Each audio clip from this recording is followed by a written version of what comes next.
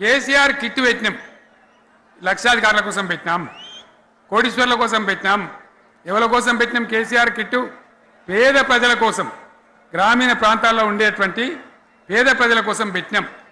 ఆడపిల్లంటే 13,000 ఇచ్చినాం, మగ పిల్లగానికైతే 12,000 రూపాయలు ఇచ్చినాం. ఆ వాహనాలు పెట్టి, అమ్మఒడి వాహనాలు పెట్టి వాళ్ళని తీసుకెళ్ళి ప్రసవాలు చేయించి, వాళ్ళకి మందులు ఇచ్చి, ఫ్రీగా ఉచితంగా చేసి, బ్రహ్మాండంగా ప్రసవం చేయించి మళ్ళీ ఇంటికాడ దించినాం. గది బంద్ చేస్తారా ఎవరన్నా? ఎందుకు బంద్ చేయాలి? ముఖ్యమంత్రులుగా పనిచేసే వాళ్ళకు గాంభీర్యం ఉండాలి, ధైర్యం ఉండాలి. రాజశేఖర రెడ్డి అనే ముఖ్యమంత్రి ఉండే, నేను చెప్తా ఉన్నా మీ ముందు ఇయ్యాలి. ఆయన ఆరోగ్యశ్రీ అని ఒక పథకం తెచ్చిండు. నేను ముఖ్యమంత్రి అయిన తర్వాత అడిగిన, హెల్త్ డిపార్ట్మెంట్ని పిలిచి అడిగిన, ఇది ఏం పథకమయ్యా, బాగుందా అంటే, సార్ మంచిగుంది, ప్రజలకు లాభం అవుతుందని చెప్పింది. నేను చెప్పిన ఆ పథకాన్ని అట్లే పెట్టండి, ఆ పథకాన్ని మార్చకండి,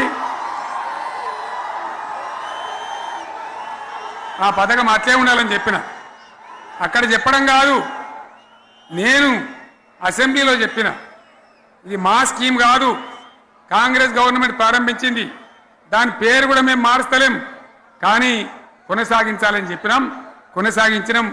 అది మీ అందరికీ తెలుసు.